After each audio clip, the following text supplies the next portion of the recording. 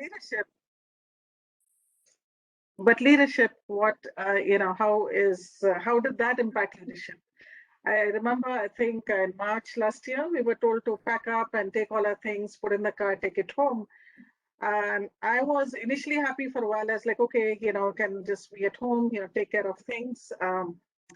But I never thought that, I'll actually never be going back to the same place. Even we were just discussing before this started that none of us have really started going back to work, or even the offices where which have opened up, there's, very few people going in.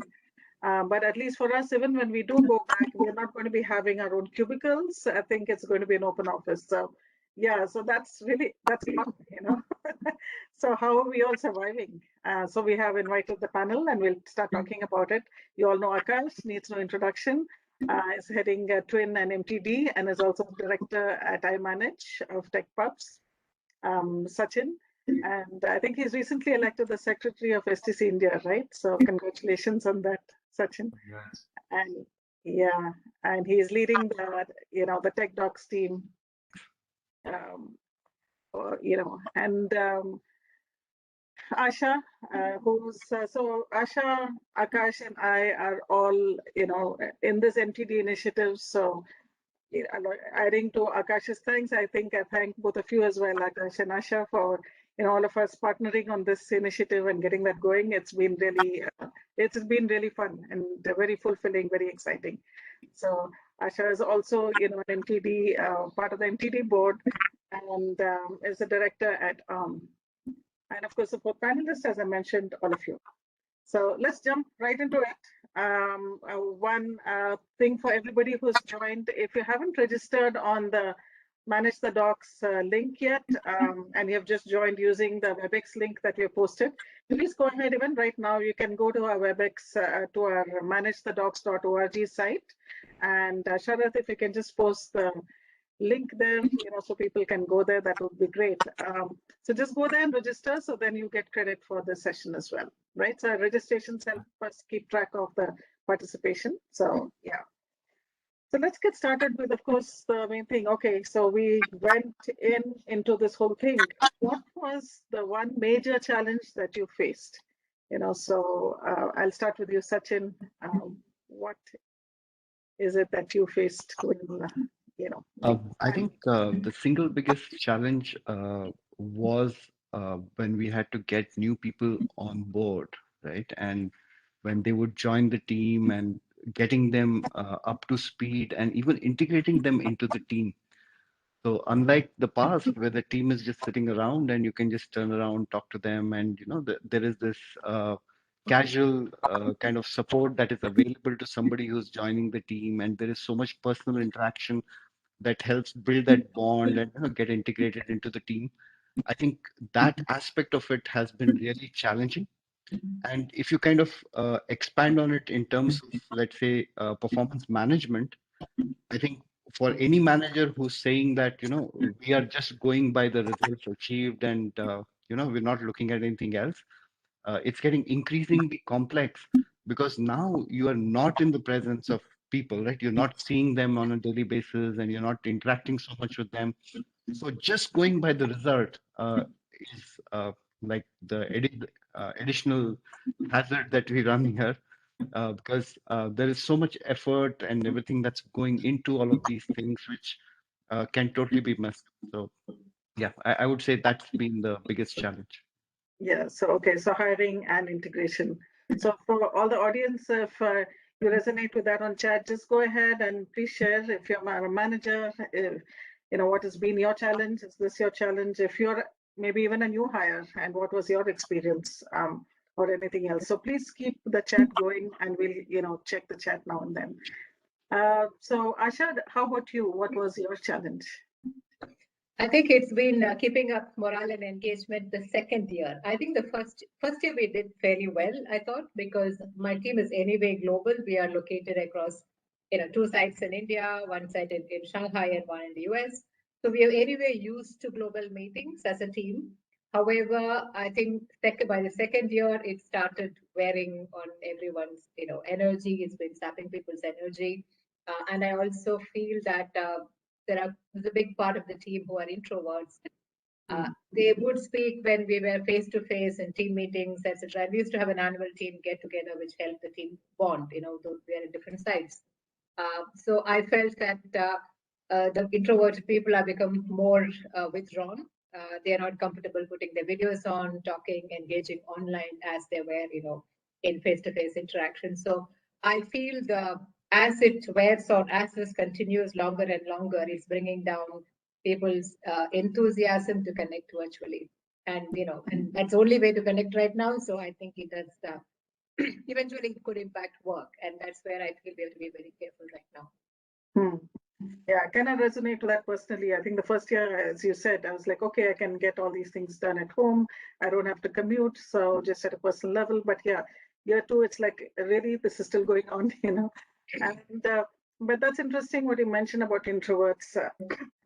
I get that point. I have another, side to it is also though it's kind of level the playing field, right? So usually in a meeting room, it's like the one who speaks the most or the loudest gets it. But here, since we're all virtual, I think it's a chance for the introverts to also, shine a little bit, and they can also not just be in meetings. They can, we're doing a lot more of email and written communication. So I think it gives them that opportunity. So yeah, I think that's interesting how it's all playing out. And I agree with you, Sachin. I think for me, we kind of almost doubled our team this year, and I haven't seen half the team, and they haven't seen me or each other. So I think that's also something that we are struggling with. Yeah.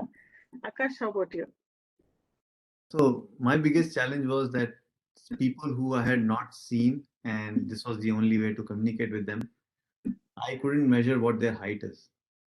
Sorry, that was not the. In a box, we all look the same, but that was not the challenge. Actually, the biggest one, the biggest challenge on a serious note was, uh, our organization is designed such that all executives sit. So it's a flat structure, no cabins. You could access them easily.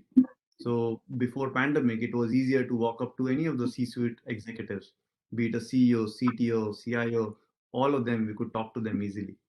You didn't need to set up a meeting. But now in Zoom, you can't set up a meeting just to have a short 5 minute or less than 5 minute conversation, which we could do earlier. So now getting those nuances, the pulse of the company, sometimes gets harder. That is the biggest challenge. Also all the elevator conversations, coffee talks, or cafeteria, or just bumping into somebody. I think that's totally lost. I don't think right now there is any technological solution to that yet. I know there's a app, right? The water cooler gossip app or something like that. Maybe there is a market for that, and people can come up with that. But I think that's been also a big challenge for me because I used to meet them regularly, and but now it's like so formalized. And it's easier to, set up meetings with other people, but senior leadership, I mean, that's totally gone. So so my one goal next year is like, let's, to reconnect with them in some way and figure out. So I'm looking for tips from, people here. So if anybody here has a tip. So let's move on to the audience. I think Geeta agrees that, yes, she agrees as a program lead, anybody in the audience would like to share their perspective on what has been your biggest challenge while moving into the pandemic? If anybody wants to unmute themselves and share, or even if somebody has been a new hire, and we were talking of, as managers, we're hiring somebody and, we think it's difficult to connect, but maybe you're a new hire and, would like to. Yes. Sunita, would you like to share? I think you're saying that you've been a new hire. So what has been your experience as a new hire and getting into and not seeing anybody? Hi. Do you want to, if you want to turn your video on, you please feel free to do so. Yes, Sandhya. Am I audible and visible? Yes. Audible and visible.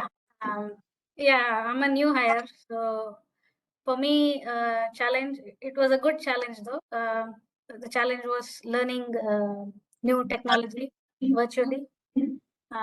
That is, learning an API product which is managed through command line interface on Linux virtual machines.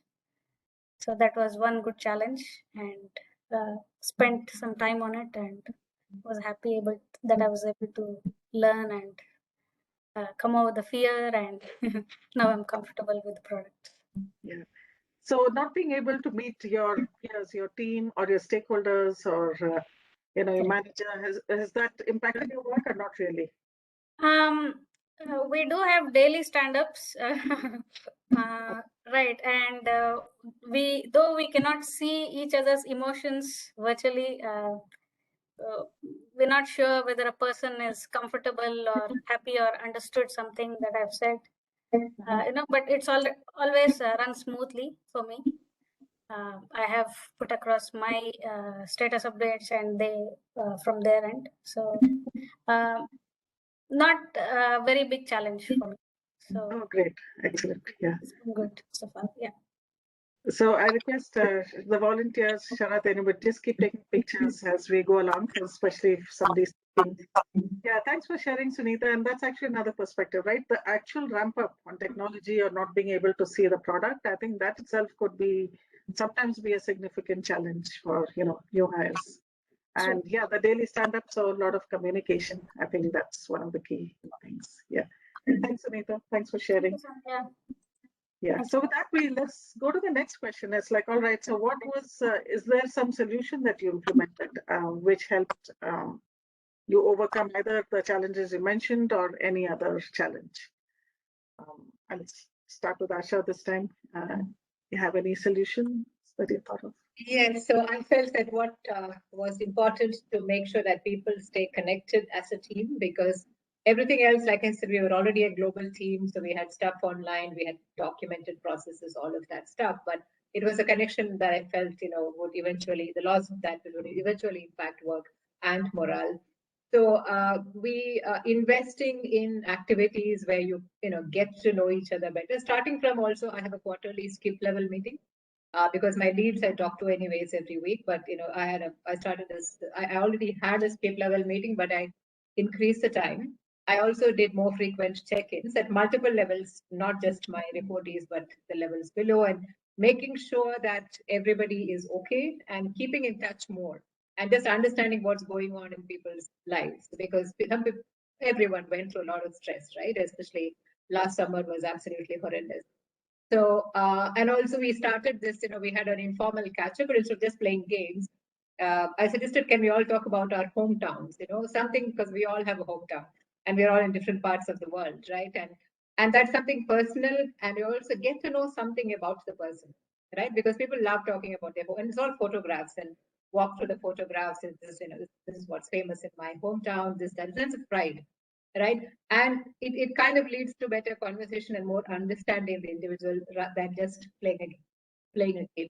So I think it's really that has helped. And then we had what inspires us. So we all took turns. It was every week somebody else. That's what inspires us the most. And it could be a person, it could be a book, whatever. Again, you get to know the person a little more than the surface level. So I think investing in building connection via knowing people better. And I felt that would kind of hold us together more than, fun, which is also equally important, but, just to kind of build the connection.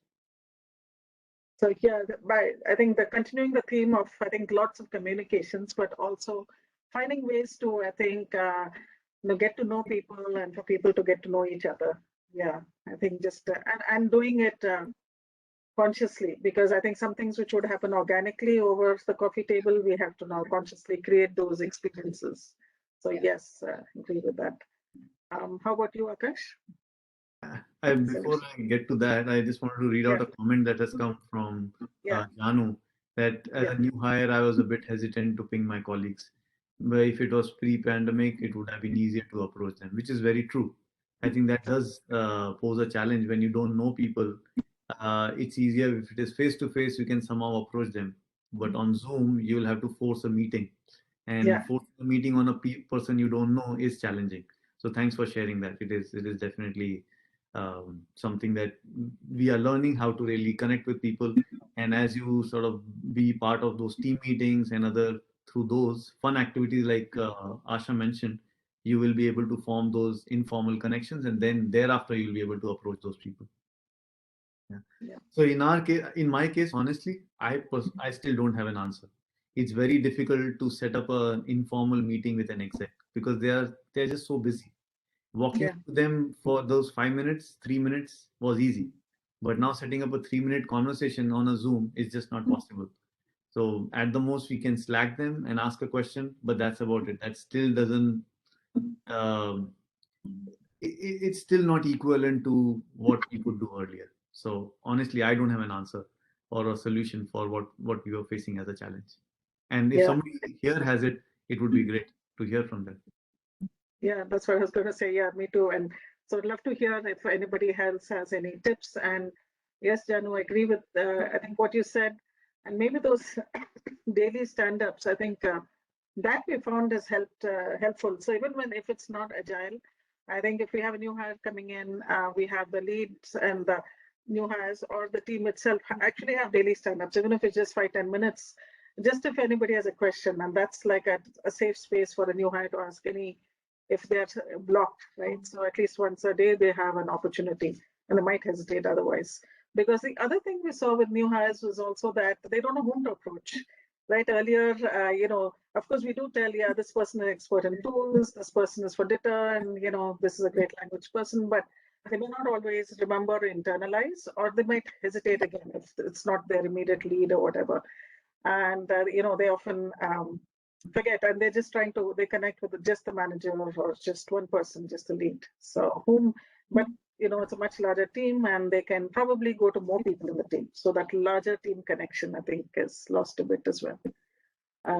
Sachin, how about you? Any solutions you have implemented that you'd like to share? So actually, we did like a three-part approach to fixing it for ourselves, right?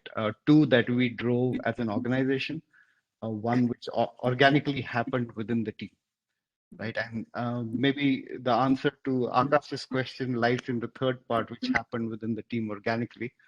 But let me start with the first two, right? I think one of the things that we did was we formalized everything that needed to be known or done, right? By that, what I mean is right from tools help to processes to contacts, who to reach out to, having dedicated channels for raising a query.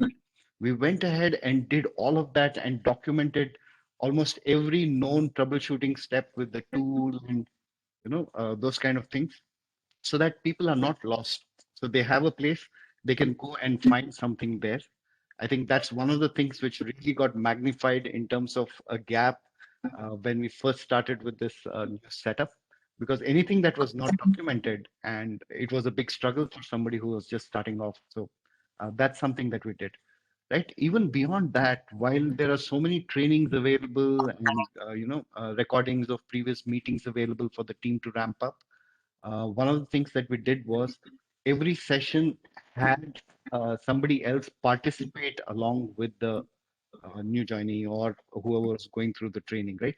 So one of the team members is there just as a partner or, like pair programming, right? So both of them are sitting there going through it. And that led to a lot of conversation, getting people to be more comfortable with things that were happening.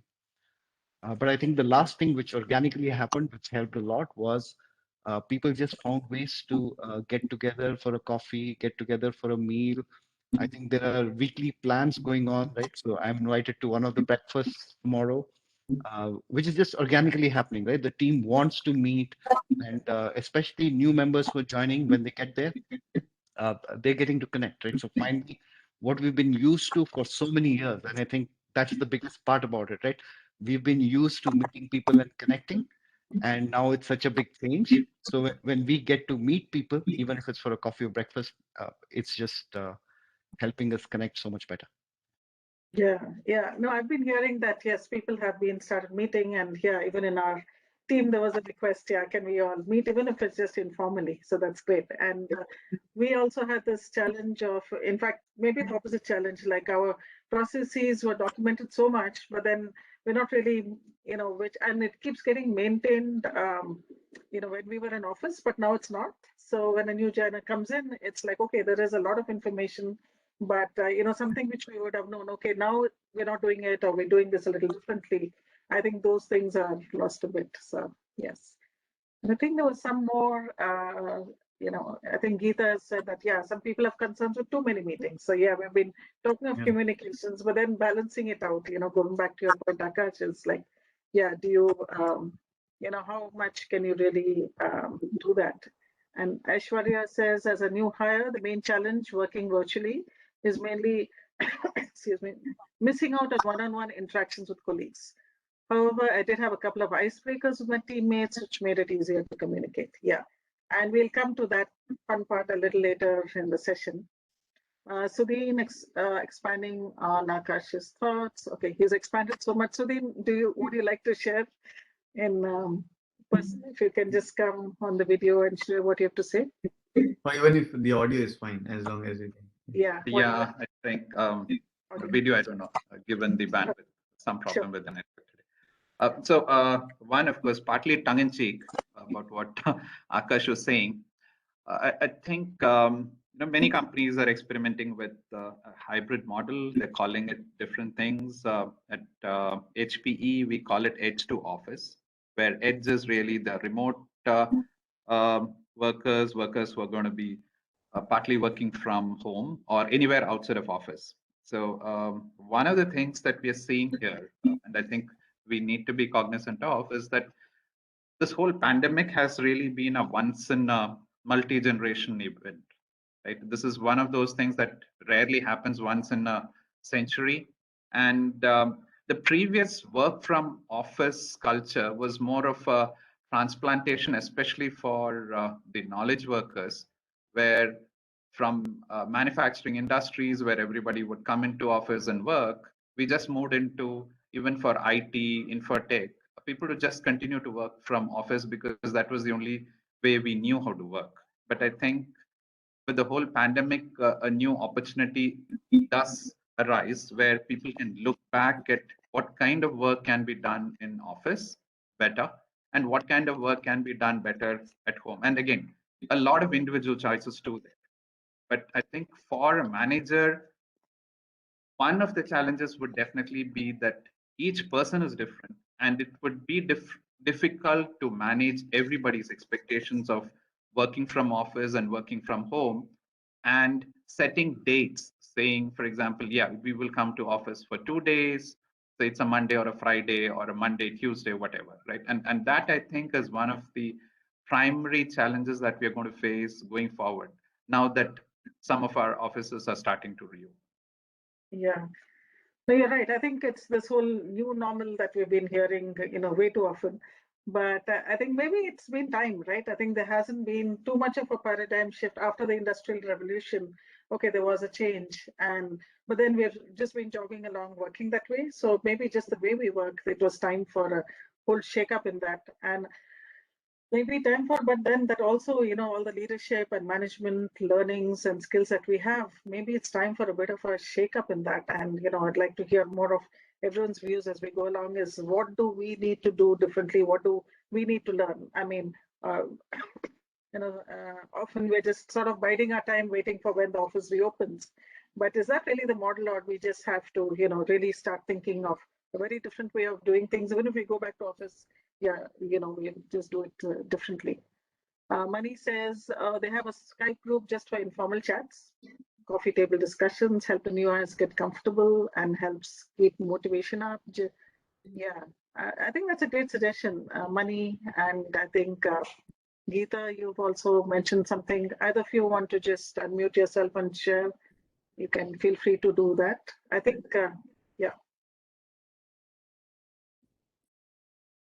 Hi guys, so I don't think you want to see me on screen today. It's my day off. I'm unshowered, unshaved, so yeah, I wouldn't want to come on video. But then, yeah, except another person and me, everybody else is new in the team from the pre-lockdown scenario. So it was a lot of new hires and getting them comfortable, getting them to ask questions, getting them to ping us when they need us.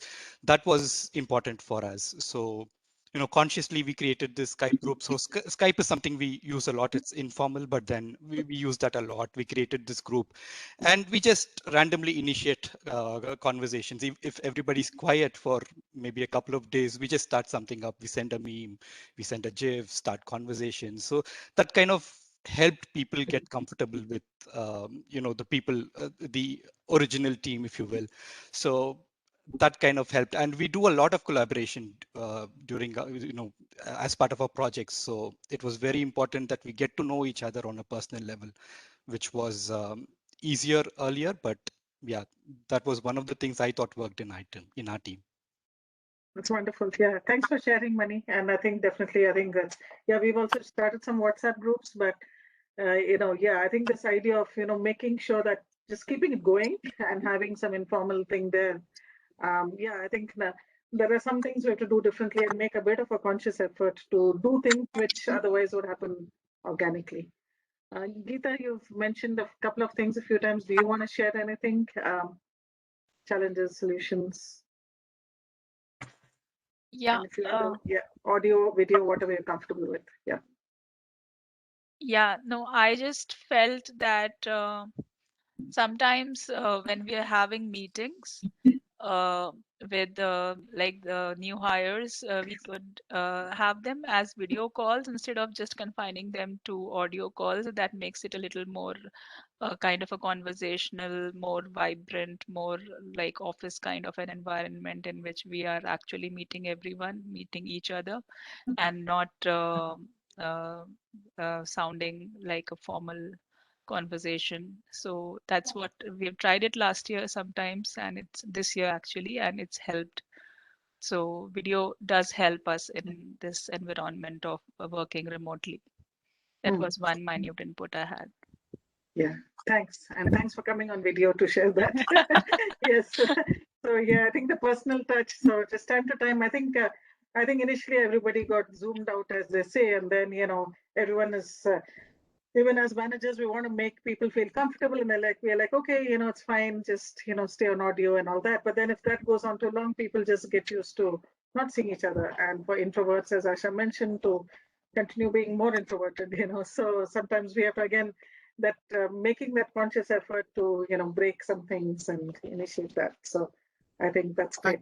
Edwin has mentioned an interesting point, and I kind of agree with it, that people who are at the senior levels, especially VPs, SVPs, or directors, they come from a generation when they were using phone for the purpose of calling each other and not browsing or using an app.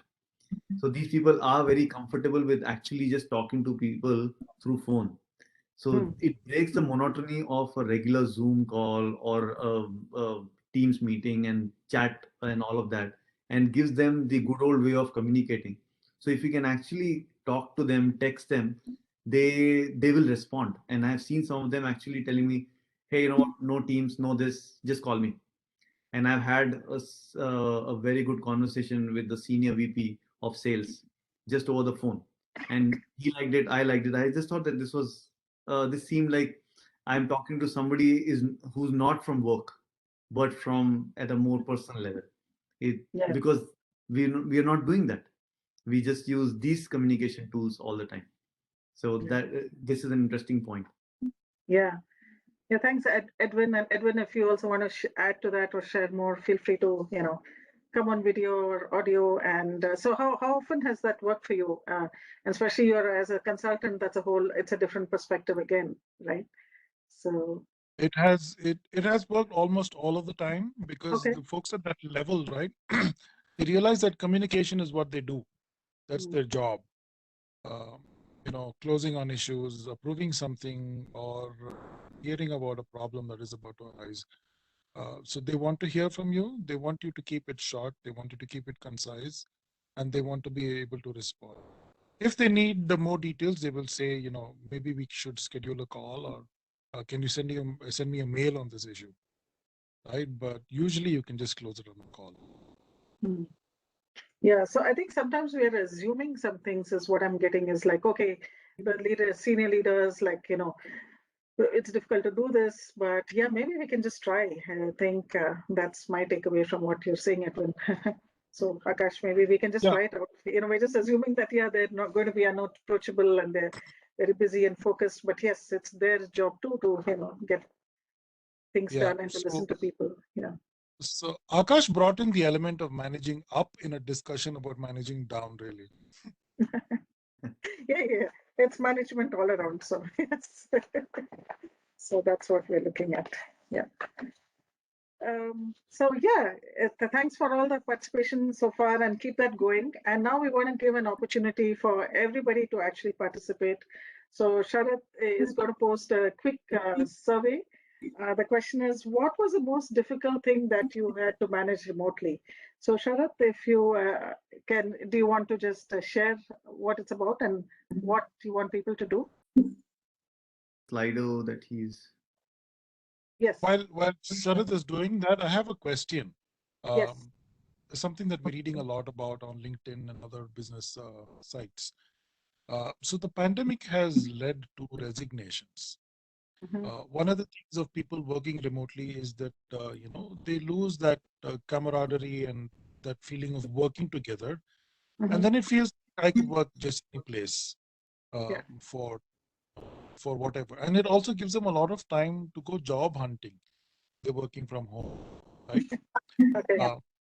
So we read about the wave of resignations around August, September this year because people didn't want to go back to work, right? And then there was this boomerang re-employment where people sought jobs again once they realized that that fad of resigning just for the heck of being your own boss and all of that wasn't working out. There's a pros and cons to that. One is people didn't get the jobs back. Employers got to filter out people they didn't want back and then open up backfills and things like that. Has attrition been a problem in companies, and how have you dealt with that? Great question, Edwin, and I think we'll need to spend some time on that, so we'll definitely come to it. Before doing that, let's just do this quick quiz. Sharath has put in a link, and this is for all of you, including the panelists. Just click on that, and you'll get a survey. You just have to select something. Let's just take 10 seconds to do that, all of you, and then Sharath will share what the results of that survey are. So I'm also going there. Hopefully, you also managed to go there to the Slido site.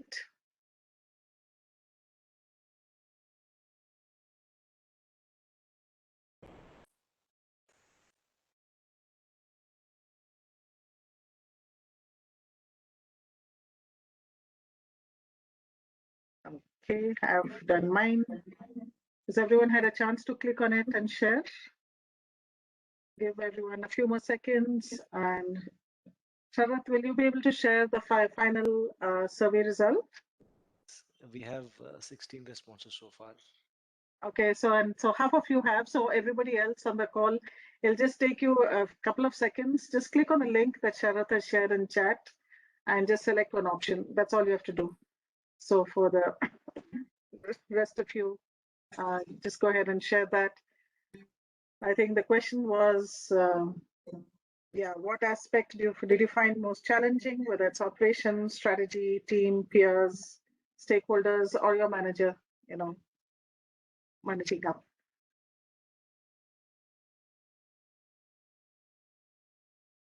Let us know, Sharath, when you feel that you have enough responses and want to share. I think we have enough responses now. All right. Okay. All right. So last 2 seconds. Anybody else wants to? And we'll lock it. So Sharath, will you be able to share the survey? You can do the share option on WebEx and just share the result on screen.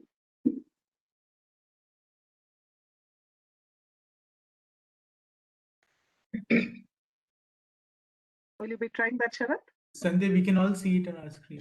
Yeah, that's true. That's also there. I'm just bringing it up so just for the record, so to speak. Operations 38%, leads the way. Then stakeholders 31%, strategy 19, team 15, peers 8, your manager 0. That's great. So I think we'll just close the panel discussion at this point and go to the next room, because it looks like everybody's fine with us and what we're doing. So that's good.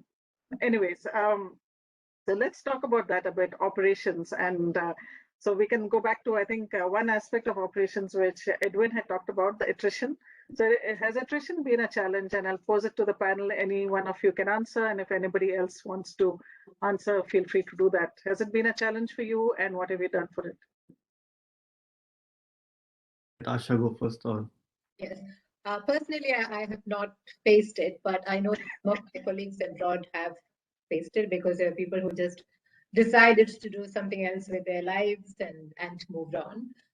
It's really not something that you can't really hold people back because it's coming out of not a dissatisfaction with the company in many cases. Some of them took breaks and spending time with family, going back to where their family is, stuff like that. It was really more of a personal decision. And as a company, we support those personal choices. So we do try and make it more attractive, but eventually you really have to support them, right? But overall, I think preventing attrition, the strategy has been the same as before, but there's been much more investment in building that connection to the company, a huge focus on well-being, because a lot of the problems were not really about work per se, because work has not really changed. It's really about that the stress of of living through this, right? So there's been a huge focus on well-being and globally, and that seems to have, and a lot of people of late have been hearing things like, okay, when these things happen, when we have these discussions, it almost feels like I'm part of a family.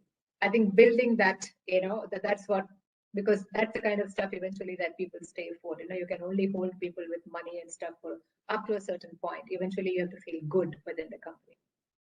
But that's an interesting point. So, it's actually attrition has, I think, changed its face a bit too. So it's usually it was another company, more money, a different role or whatever it is. But now this whole thing, as you said, is like, I want to go back to my hometown. I want to just take time off. I don't want to come back to office. Now that we are getting into this phase of coming back to office, it's a whole different reasons. At the end of the day, though, it's, it can still lead to attrition, right? So I think maybe for us to think about, tackle what could be the new reasons for why people may want to stay or leave, considering that. Yes, I think, and there's a comment from Edwin again. He's saying, yeah, it was not a big problem in India. Folks here don't let go of something that isn't broken, even if it needs fixing. Yes. In fact, but yeah, go ahead. Sachin. Yeah, Sachin, go ahead.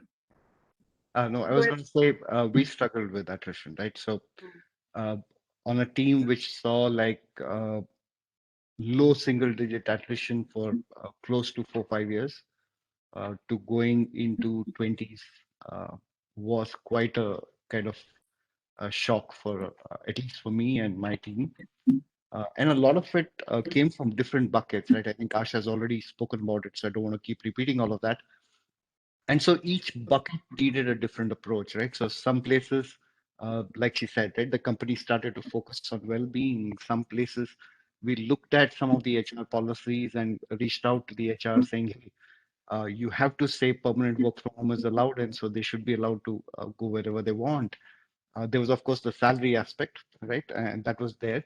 And then there was the whole camaraderie and disconnect with the team. So even for people who were sitting or were part of the team for a very long time, this whole disconnect, not connecting, not seeing people face to face, that just felt so disconnected. And so it was okay for them to move out. And that required us to do like an active fix, right? So we had to kind of get that camaraderie thing going. So yeah, so we felt it big time, and I know a couple of my friends also felt it. But glad if overall it's not been such a big issue. Yeah. No, but I think what I've heard generally as a practice is, I think the first year it was okay because people were a little hesitant. They wanted to hold on to their jobs. There was a bit of a fear, overall fear. The pandemic generated that fear, and it's like, okay, let's try and hold on. But once people started getting used to the pandemic, this is how things are going to be. And then the hiring, and even the companies also, I think had, the first year were like sort of let's wait and watch mode. But now the hiring has opened up. Companies are hiring, and I think people are also, as you said, are leaving and moving around. So I think second year of the pandemic is, I think the attrition levels have gone up. Yeah, Akash, you were saying something? So I was saying that attrition was not a problem in my team. I did not see people leaving. In fact, it was the opposite. Because of this pandemic, it was easier for me to make changes and make it easier for certain people who had to travel more than 1.5 hours to 2 hours one way. So now that person is working from home, is more comfortable, is happier working with the team. The other was one person who was staying as PG in Bangalore with all the entire family staying back in UP.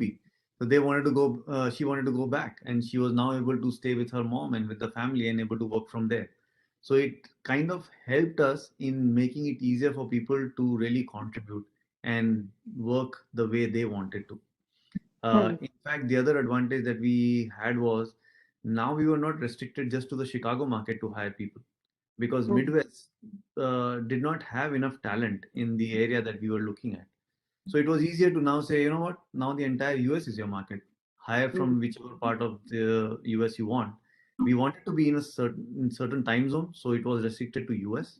But if we wanted to open it up, we could have even gone to say Europe or other places. But we wanted to stick to US. But that itself was a large market. Earlier from Chicago, we couldn't get enough. So that became another advantage. However, for the overall company, yes, the great resignation did impact iManage as well. And I think that could be for several reasons, because the economy started doing well. More people started hiring in the second half, and people started they started reevaluating what they wanted from their life. So their calling was, you know what, I want to go stay in a remote location, have my own sort of an RV, travel the entire country, do things like those and work. Will that office allow me? If they will, I will work for them. If not, I do not have to come back and I'm not going to work there. So people started getting drawn towards their passion more and wanted to stick to those employees who wanted to support them. And they had options and choices. The other big thing was that in the US, at least, there is thing of people are able to do two jobs if they want to, as long as there's no business conflict of business. So they started doing double gigs. So they were happy that they have one job and they're able to do some side gig as well, because they had more time, they didn't have to travel. I think it posed different challenges, but at the same time, a lot of benefits to certain people. Yeah. I think it's just as a leaders, I think the key takeaway is that we have to be a lot more flexible, because and also going back to an old management jargon, if you will, is like every challenge is an opportunity, right? I think, but true, I think we have to just keep thinking of that. I think if we are very fixed in our ways, it's going to be challenging. So I think just flip the coin and see, okay, how can this be an opportunity, right? And for me personally also, like we actually went through even more changes in addition to all of this. We also had a reorg. We went from, centralized to decentralized. We, a lot of like, budget was cut. So actually a lot of challenges, but then it's like, yeah, it's an opportunity. Now the folks that are there can, pick up things, can become leads, so everybody actually got an opportunity to do a little more. And I think probably this year, at least that's what we heard, is like, that job satisfaction levels are really good just because, they got a lot of opportunity. So I think, yes, look for opportunities for folks. People stay also for opportunity if they have. And so what is it that matters to each person may be different. It could be they want to go in an RV. It could be they want to lead something or, drive some initiative. I think just finding that what is that motivating factor and trying to help them, because though, okay, it will be money that people, and in India, it's always when you can get a hike when you leave, but it is why do people stay is because, if they find the job satisfying, they'll stay. So I think it's trying to make that happen. Yeah, I think that's the most important point. Connecting with people to understand what each person's motivation is. And that's what, as a leader, you need to understand about your team. Yeah. And so in this talking about opportunity now, so was there some new leadership opportunity that came up that would have maybe not happened in office, right? Is that something that happened and which you were able to take advantage of? Any Asha, do you want to share? Yeah, so I think in a way the pandemic kind of, as someone mentioned, brought us on a level playing field, right? for a change, I mean, across the entire world, we have one problem that all of us are going through, which we don't have to explain to somebody because everybody knows what it is, though, the degrees varied. I would say a little bit of an exception for China and the APAC countries because they pretty much had a normal life for almost through the whole part of it, but the rest of us suffered, right? Earlier, there used to be many things that were organized initiatives that involved a smaller group of people because it also involved travel. So we had a lot of travel, and obviously you can't pay for everyone to travel. So there were initiatives that were running which had only a smaller group. And now that everything has gone virtual, anyone can participate. Like we had this global engineering conference, which obviously you can't ship the entire country, entire company to a location, right? But now it's open to everybody. And therefore, because it's all virtual, so every opportunity which used to be restricted now is accessible to everybody. And as leaders, I think it's easier for example, even for us to organize something, an activity cross-site, cross-country, and bring in people together, get the best out of a wider range of people who perhaps you didn't even know before, existed before, right? In the company, because our companies are all scattered across, right? So I think understanding that now you have a larger, thinking thought pool to draw from because everything is virtual and making use of that. Even I think our whole this whole MTD leadership session is the best example, right? Why did we think about this, right? Because earlier we had conferences for which Akash would have had a lot of organizing to do, and now we thought, okay, let's make this happen. We spent we had a few chats, and in July and we had it already in August, right? So the fact is understanding that you can actually do so much more because the whole infrastructure set up and all of that is no longer there. Yeah, no, absolutely. I think I was going to say this. This is a great, example of what we're doing. So just to let people know, since we're at the top of the hour, today's session is till 15. So stick around because we're going to have a raffle at the end of the session.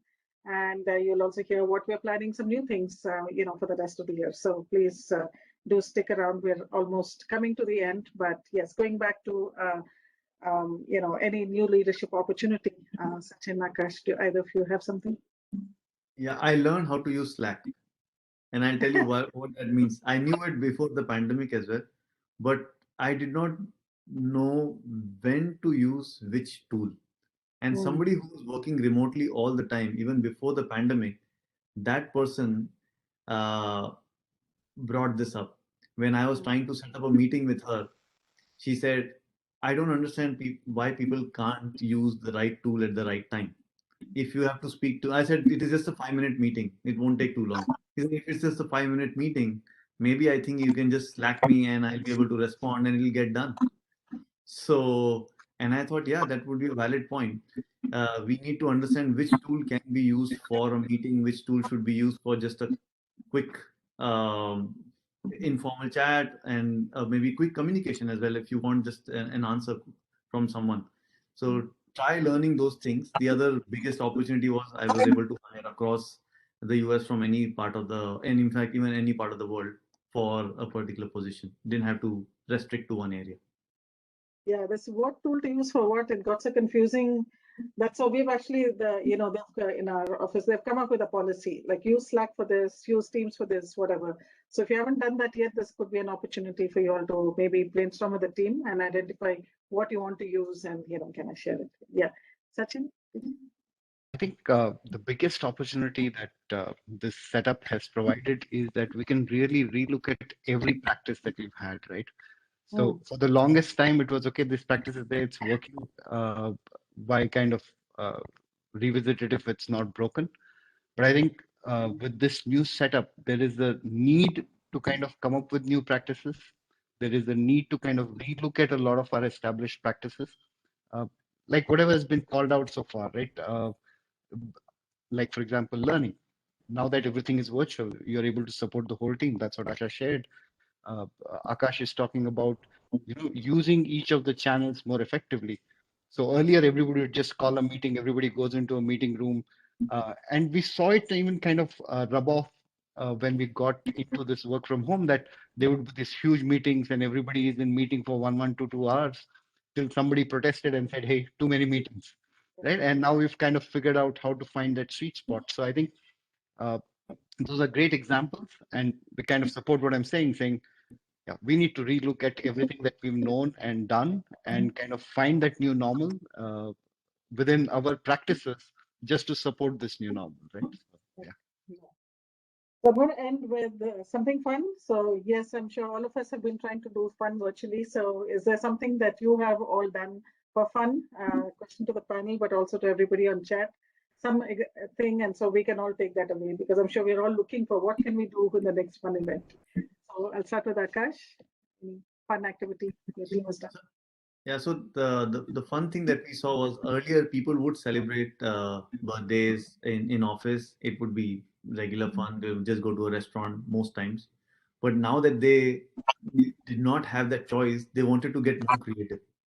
So they started sending cakes for everybody, which was closely connected to their interest, their passion.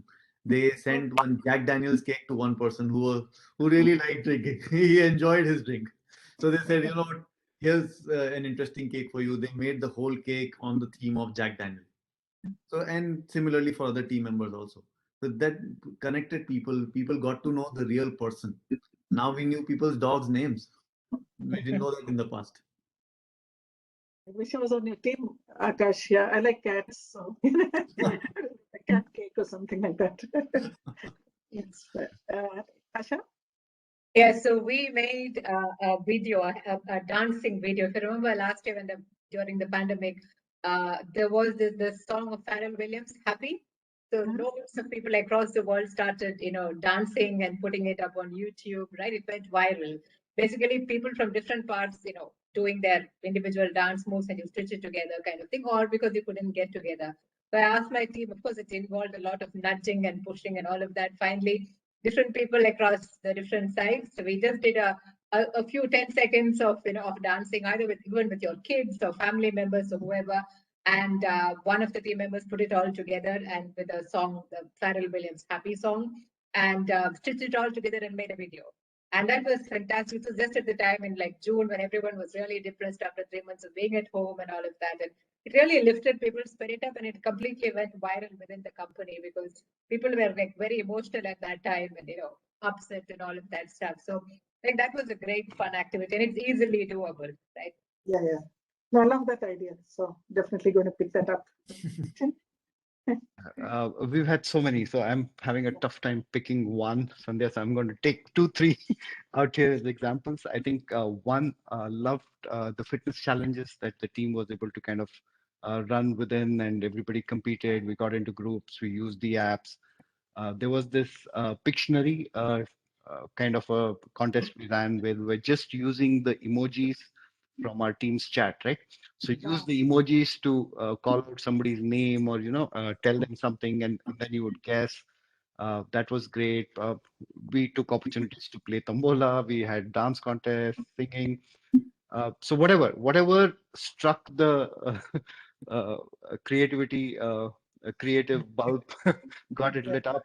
We used it, and that's how. So really enjoyed most of them. I think the emoji part, I thought that was brilliant. Yeah, that's very cool. Going to use that as well. So yeah, we have a fun team at office, the overall office, but also for our team, and always looking for ideas, right? We have monthly fun events, so going to pick on all these ideas. So yeah, thanks. Actually, this has been speeding along. We've actually come to the end of the session. Edwin has posed a great question about productivity. Has productivity really gone up? What does the data say? Because people are saying they're more productive.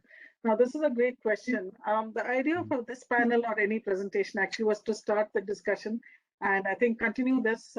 We have to manage the docs. The place on LinkedIn and of course Twin on Facebook. But what I'd request, Edwin, is like if you can post this question on the Manage the Docs LinkedIn page, and everyone can actually go and add your comments there.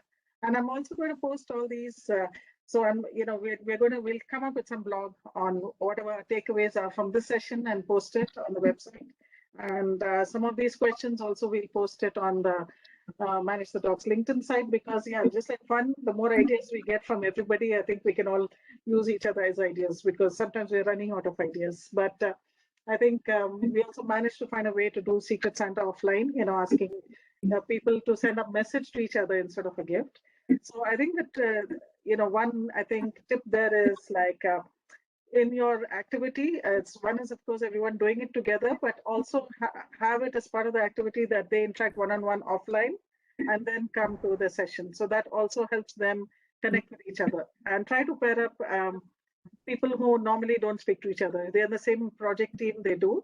So if you're trying to connect other people, so just pair them up, make them do some fun activity, bring it back. So that's another way of, doing, getting it back.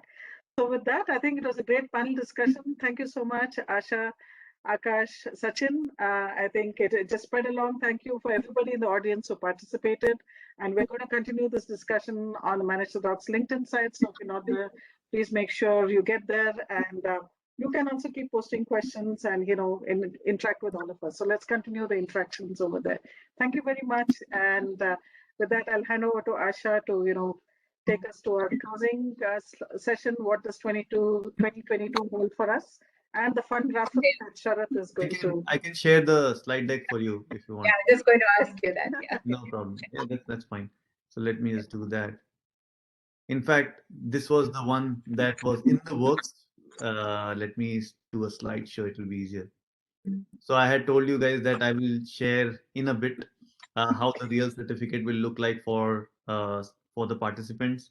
And earlier I had just taken a cheap pick of a certificate. This is the one that will be presented to all the participants who complete 5 sessions, participate in 5 sessions. Our volunteer was working behind the scenes furiously and managed to get this in time for the session so that you can see it. This is a sneak peek of the preview of the certificate. Over to Asha for the last part of our presentation. Thank you. Thanks, Akash. So while we will keep the sessions going, what we've been doing so far, we also felt that there's tremendous opportunity for more sharing within the group, because I think one thing that really strikes us is the sheer amount of knowledge and experience there is within this group of leaders, right? And that what is your most obvious thing? To have mentors, right? If imagine all of you who have worked for 10, 15, 20 years, if you could be mentors for the rest of the community, of the tech writing community and upcoming leaders, I mean, that would hugely strengthen the whole industry. And as Edwin spoke during his hiring presentation, we need to give back to this society, and give back to this group, right? That will ensure that when later on we are trying to hire, we get better, more skilled people, right? So what are we doing to give back to the industry? I think it's very important that all of us, sign up as mentors and, help other people who are coming up in the same profession. So look forward to that. That will be launched next year. We're also looking at alternate careers for tech writers. One of the things that came out of these discussions is that quite a few people have moved into other careers where we can also use our transferable skills as writers, communication, people skills, project management, etc. Right? Our skill sets can be used in so many professions. So we've been, you may have seen the post I have shared in multiple places. I'm trying to get the names of people who have moved into other careers.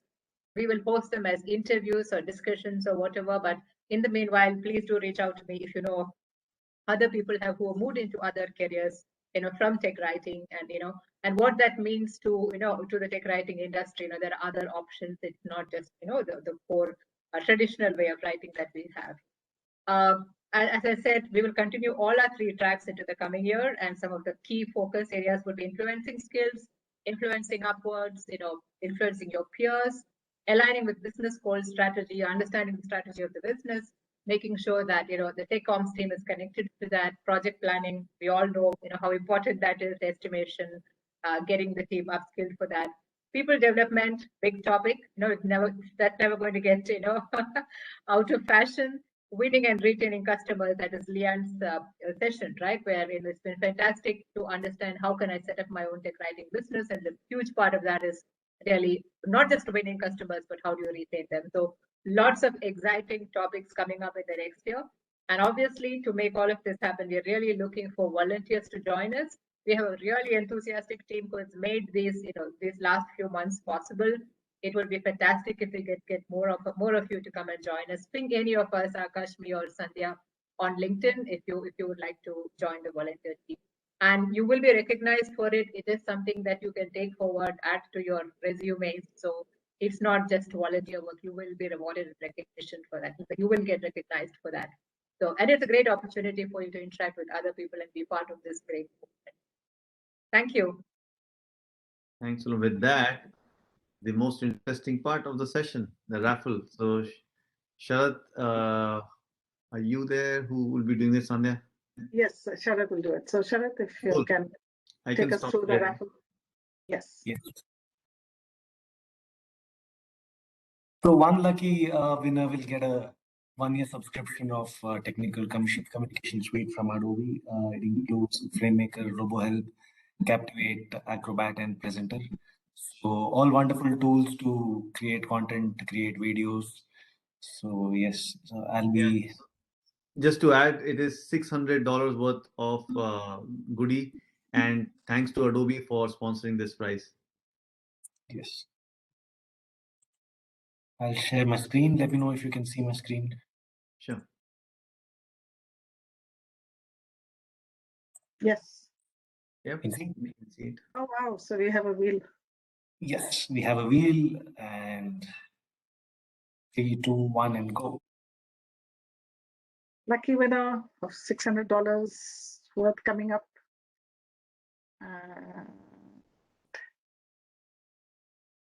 Sanjeev. Awesome. Yay. Wow, that was a pleasant Christmas gift for me. Yeah. Yes. Excellent. Congratulations, Sanjeev. Oh, thanks, man. Yeah, we will let you know. I'll be interacting with Adobe, and they will I will share your email address with them. If you can just ping me your email address, I will ensure that it gets to them. Cool, Akash. Thank you. Yes. Thanks a lot. Yeah, and more reasons for you, everybody, to join such sessions. In addition to the certificates, we may start getting some goodies now and then. So that'll be great. Yeah. Yes, we do plan to invite some more sponsors to ensure that we have these interesting goodies for you guys. Thank I you think so much. with that Thanks, we can everyone. end. Yes. Yeah, with that, we come to the end of the session. Have a nice holidays as well as Happy New Year in advance. I wish you all a happy new year and thanks for a very interesting discussion. Yes, thank you for this very interesting discussion, Akash, Sandhya, Sachin, and Asha. Happy you. holidays. Thank you all for an interesting session. Thanks to Team Twin Bye. for really starting this initiative. And I think it's been very interesting all through the year. So thank you for all your efforts. It's been great. Wishing everyone a happy new year in advance. Looking forward to the next session. Yeah, wonderful. Thank you so much. Yeah. Yeah, happy holidays to everybody. Yeah, happy holidays. Bye-bye. Take care. Bye. Yes, bye. Bye. Thank you. Bye. Bye.